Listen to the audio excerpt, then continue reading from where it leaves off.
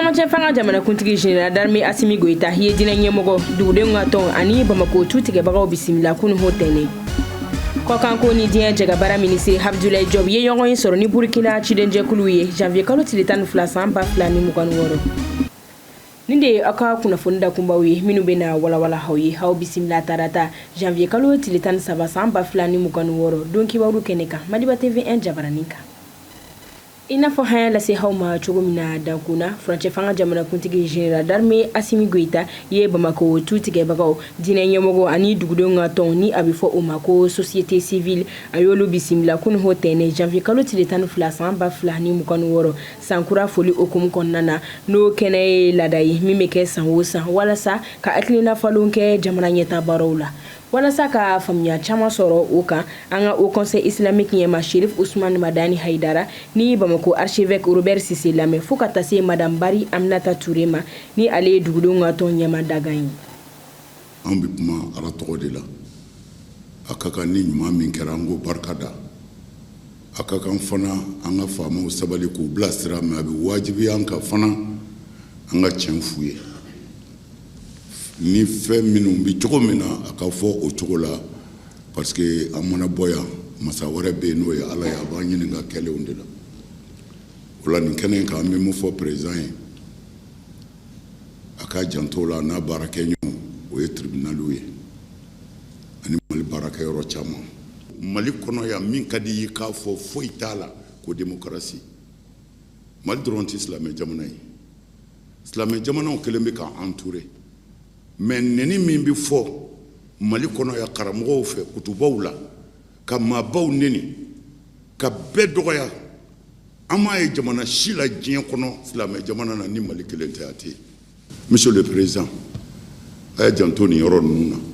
ka dugawu kɛ jamana in ye Mali Ala ka kisi Mali Ala ka kɔlɔsi Mali Ala ka bɔda d'a ma Assalamu alaikum wa rahmatullahi ta'ala wa barakatuh. Foli min na o ye jamana bɛɛ ka foli de ye ka tɛmɛ an ka président fɛ wasa ale sababu la kuma fɔla a ka se jamanadenw bɛɛ ma an kɔni an ye dugawu minnu don o ye ko halisa Ala ka Mali basigi min ye malidenw yɛrɛ ye o ni u ɲɔgɔn cɛ balo ayiwa o ka nɔgɔya ka taa fɛ an ka ɲɔgɔn bonya kanuya ka to an dusukun na ani fana o sira kan an ka kɛ maaw ye minnu bɛ jamana in hami ka o minɛ ani ka baara kɛ jamana ka ɲɛtaga sɔrɔ an ye o dugawu de don an ka jamana kuntigi ye ani ka o dugawu don jamanadenw bɛɛ kelen kelen ye ko Ala ka hɛrɛ kɛ bɛɛ ye ko Ala ka sigiɲɔgɔnya Ala ka o kɛ hɛrɛ ye an ye o dugawu de don. An nana ɲinan san 2026 ka na président a n'a ka nɔfɛmɔgɔ gouvernement bɛɛ fo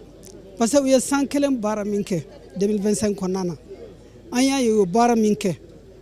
u ye nɔ caman bɔ n'i y'a jate jamana lakana u ye dɔ k'a la n'i y'a jateminɛ kalanko u ye dɔ k'a la ka dugawu k'a ye ka dugawu kɛ Ala ka jamana basigi Ala ka jamana basigi Ala ka jamana ta fanga olu na an bɛɛ ma Ala ka kɛnɛya d'an bɛɛ lajɛlen ma an ka denbayaw an ka sardasi minnu bɛ terrain kan ani an bɛɛ ani aw bɛɛ Ala k'an kɛnɛya ka sankɔrɔ hɛrɛ d'an ma san caman Ala k'an yira an na. Alisa o sankura foli hokumu kɔnɔna na furancɛ fanga jamana kuntigi ye foli kɔmasegi kɛ dinɛ ɲɛmɔgɔ Bamako tu tigɛbagaw ani dugudenw ka tɔnw ye ni a y'a ɲini bɛɛ fɛ u k'u cɛ siri baara kɛ ko ɲuman kama an ka furancɛ fanga jamana kuntigi général d'armée Assimi Goïta ka jaabi kan sɔrɔlo lamɛn o ko kan. Ka taa se san 2023 ma san 40 ɲɔgɔn na Mali kan ka kɛ cogo di lakana hukumu kɔnɔna na Mali kan ka kɛ cogo di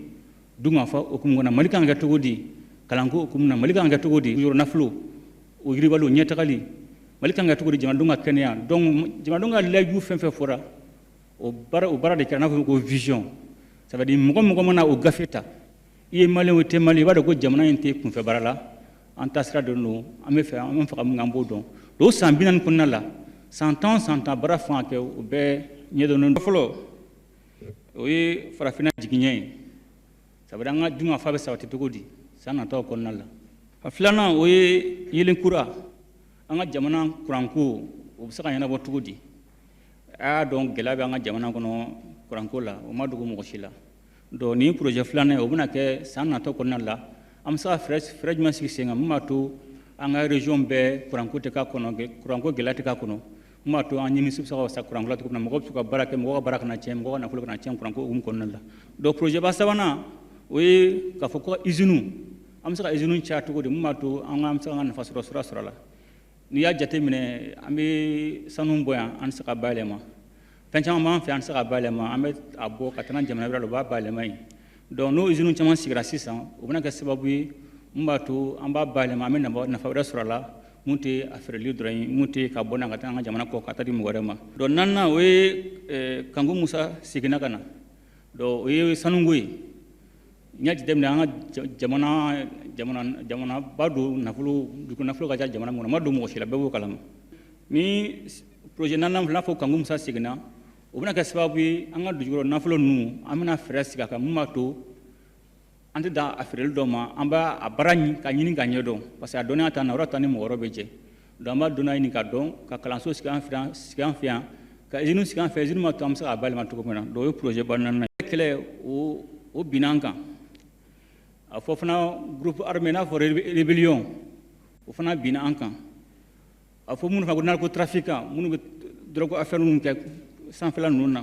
olu fana gela banka ani mun be bi jamana don kan on fa banditisme ofna gela bi ani ka da jatiga wala mo do nga jamana don nyonche ka sege ani gela don nyonche sigida la nda fa conflit intercommunautaire donc o gela bere o de banga ni wati nunna bon armée be ni bedi kele ke matu baskina jamana kan to mena do bayra o fenti klekilen koy